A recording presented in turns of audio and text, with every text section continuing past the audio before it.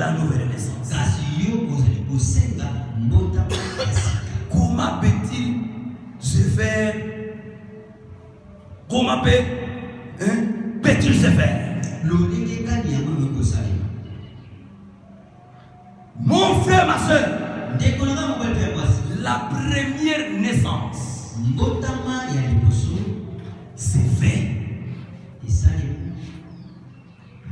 Quand il y a un croisement d'un homme et d'une femme, il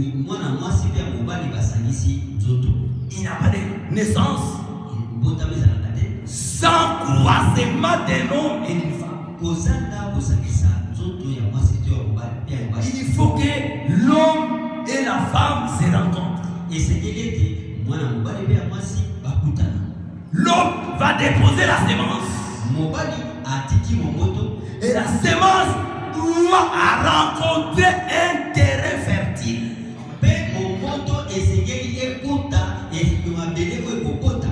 Est-ce que nous sommes là, mes frères et sœurs? Parce qu'il doit y avoir ce qu'on appelle la fécondation.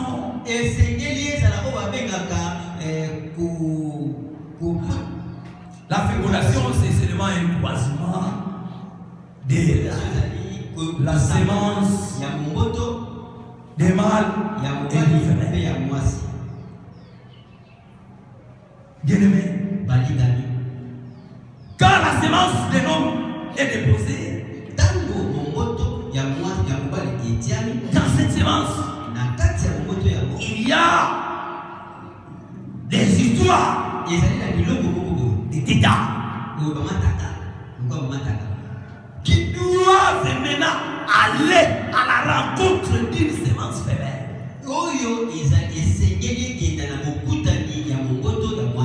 Même si ces tétards peuvent être des milliers et des milliers,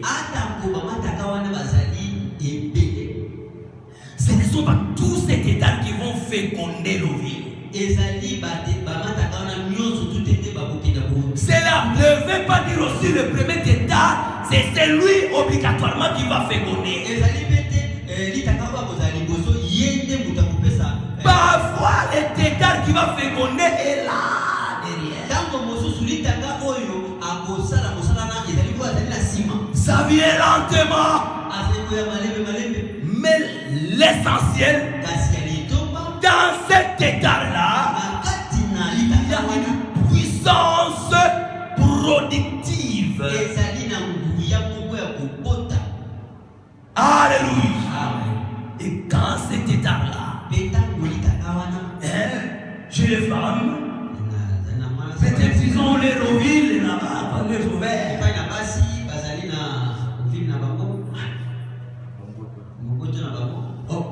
Il y a des bras là-bas. Ici c'est la matrice. Tétard rentre là-bas. Il faut que l'ovule quitte ici. Cet ovule aussi soit dans sa période. La fécondation ne se passe pas ici. Cela aussi ne se passe pas ici. Il faut que le tétard fasse son voyage. Et l'ovule aussi quitte là-bas. Le tétard va. L'ovule aussi quitte. Ce tétard va rencontrer l'ovule quelque part. Dès que le tétard entrera en contact avec cet ovule, même s'il y avait 10 000 tétards qui couraient, le tétard prévit. Dès qu'il entre dans l'ovule, tous les restes des tétards qui viendront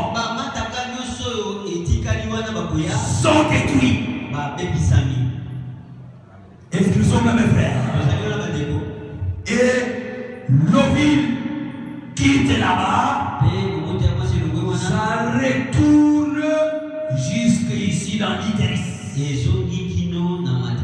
Et ça commence son développement embryonnaire. cela, mes frères et sœurs. J'ai enseigné la biologie. Je ne vais pas entrer dans la biologie, on a fait ça un peu. Mais c'est seulement une brèche. Bien aimé l'église. Quand nos vies arrivent ici, les tétards qui étaient en contact avec cette ovule, c'est le tétard qui va déterminer les sexes. Si c'est un tétard de XX,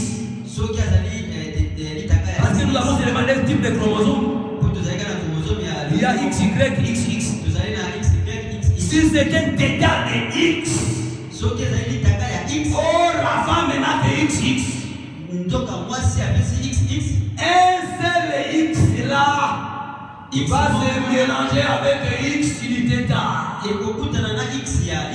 Ça va donner encore XX. C'est une fille. Si c'est un tétard Y, il a rencontré le tétard X ici, voilà, le X. Ça donne XY. Du YX. C'est un garçon. Est-ce qu'ils sont là? Alléluia. Nous n'entrerons pas dans ça. Mais je vous dis, mes frères et mes soeurs, même s'il y avait des milliers de tétards,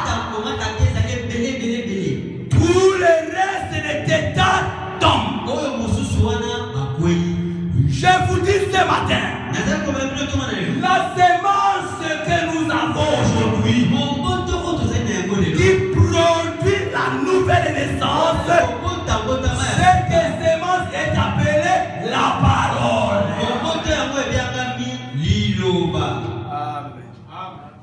Alléluia. La parole. Parce que la Bible dit dans Jacques, au chapitre 1er,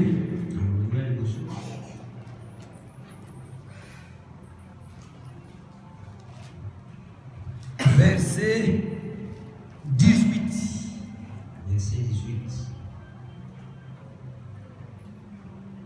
Il nous a engendrés selon sa volonté par la parole de vérité. C'est-à-dire, mon frère, ma soeur, la parole des mensonges ne donne pas la vraie naissance. La vraie nouvelle naissance est par la parole de la vérité. Et la vérité, c'est la parole écrite qui sort de cette Bible. C'est pourquoi, mes frères, mes soeurs, vous ne pouvez jamais rencontrer la vraie nouvelle naissance. Car le faux enseignement, la vraie nouvelle naissance, vient par la parole de la vérité.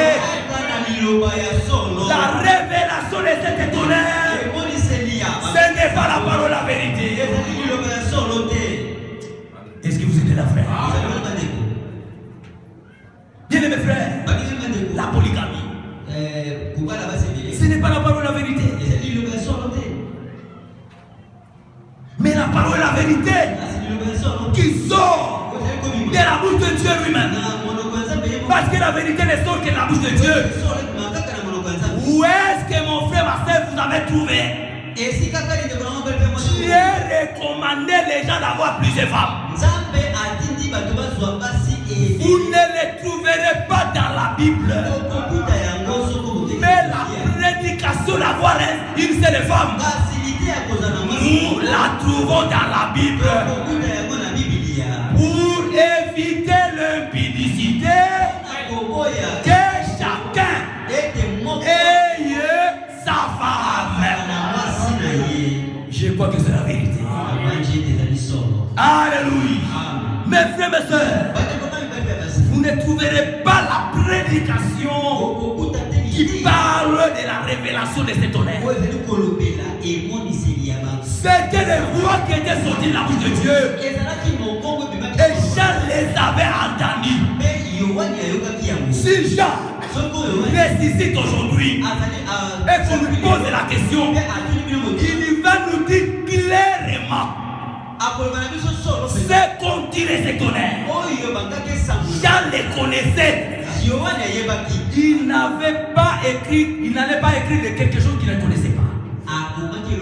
Il avait vraiment la connaissance de ce qu'on dit de cet honneur. C'est pourquoi il avait pris la plume et il s'apprêtait pour écrire. Il a dit, j'allais écrire. Et la voix lui a dit, n'écris pas. C'est noir sur blanc. N'écris pas. C'est qu'on dit. Laissez t'étonner. Alléluia. Alors, est-ce qu'il y a un verset où Dieu a dit maintenant, écrit? Ça ne se trouvait pas. Cette parole-là, nous devons la garder telle qu'elle est écrite. Laissons à Dieu l'interprétation de ces cartes conduites de cet honneur. Mon frère, ma soeur, ne vous fiez pas à des explications des gens. Restons derrière la parole écrite. Alléluia. Mon frère, ma soeur, j'ai suivi un prédicateur prêcher une telle chose.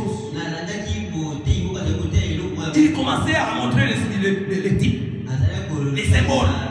Il a pris un sac. Il a dit, vous voyez ce sac ici? C'est fermé. Est-ce que vous connaissez ce qui se trouve à l'intérieur? Vous ne les connaissez pas. Maintenant, je vous pose la question. Ça c'est quoi? Ils ont dit c'est les sacs. Il dit le sac est là. Ça représente le 7e saut. Les 7e saut. Est-ce que ceux qui se trouvent dans les sacs, vous les connaissez? Vous ne les connaissez pas. Mais celui qui détient les sacs connaît ce qui se trouve à l'intérieur. Il dit, voilà, vous allez voir. Il ouvre les sacs. Ouvrir les sacs, c'est l'ouverture du 7e saut.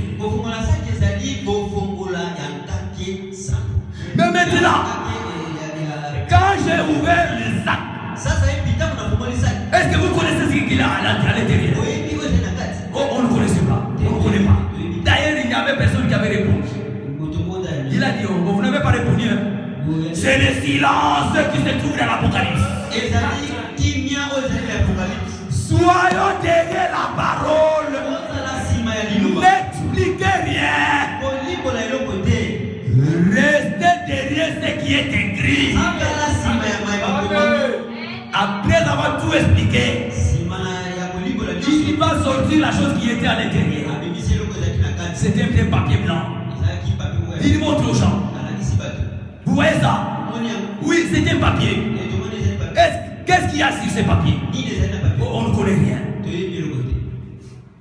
C'est ce que Dieu a dit à Jean. N'écris pas ce qu'on dirait cet honneur. Il n'a rien écrit. Mais Dieu connaît. Mais il a dit l'Apocalypse du verset 7. Au jour et la voix du 7e ange, quand il sonnerait la trompette, les mystères de l'Apocalypse 10, où il est question, ce n'est pas au pluriel, c'est au singulier. Est-ce que nous sommes là? C'est au singulier.